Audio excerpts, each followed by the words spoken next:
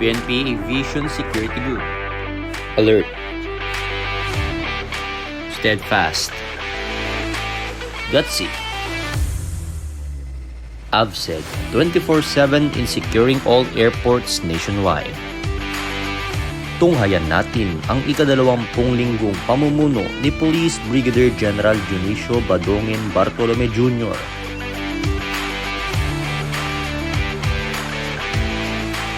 Dito lamang sa AVSEG 24/7.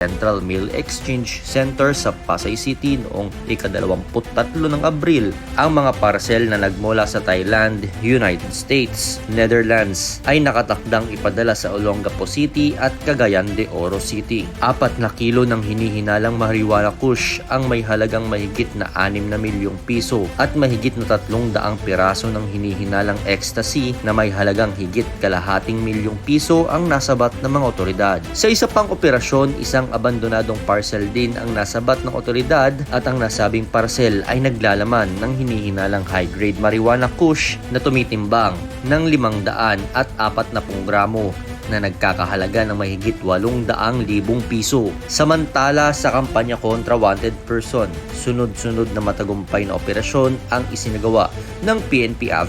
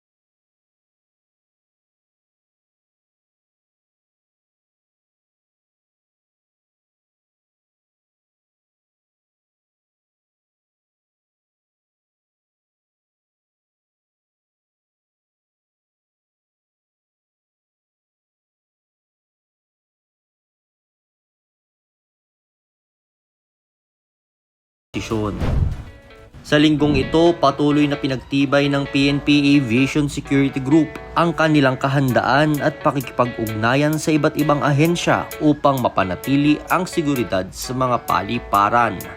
Sa pagsisimula ng panibagong linggo sa liderato ni Police Brigadier General Bartolome Jr.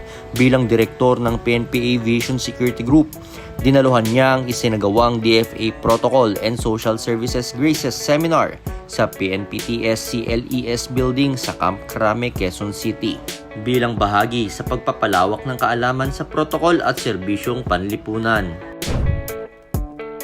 Samantala, noong ika-22 ng Abril, nakiisa ang direktor sa isinagawang Emergency Command Conference na pinangunahan ng kalihim ng Department of the Interior and Local Government na si Juanito Victor John Vic Remulla Jr. na ginanap sa pamamagitan ng virtual platform sa AVSI Group Command Center. Tinalakay sa pagpupulong ang mga kasalukuyang umiiral na issue sa seguridad ng bansa. Kasunod nito, pinangunahan din ng direktor ang isang pagpupulong kasama ang mga aviation security units at operating units ng AVSI Group upang talakayin ang mga direktiba at mga susunod na hakbang kaugnay ng nasabing emergency conference. Patuloy ang pinaigting na nationwide operation ng PNP AVSI Group laban sa kolorum at overcharging taxis at iba pang sasakyan upang maprotektahan ang commuting public. Sa pinakahuling tala, umabot na sa 503 ang nahuli kaugnay ng paglabag sa Joint Administrative Order 2014-01 ng Land Transportation Office. Samantala, 5,736 naman ang nahuli dahil sa mga paglabag sa Republic Act 4136 o ang Land Transportation and Traffic Code. Sa bawat hakbang at sa bawat tagumpay na operasyon, nananatiling matatag ang PNP AVSI Group sa tungkuling pangalagaan ang seguridad at kaligtasan ng mga paliparan sa bansa. Sama-sama nating pagtibayin ang iisang maayos, payapa at ligtas na paliparan sa isang mahalagang bahagi ng ating hangaring makamit ang bagong Pilipinas. Tuloy-tuloy nating tutukan ang mga susunod na kaganapan dito lamang sa AVSEG 24/7.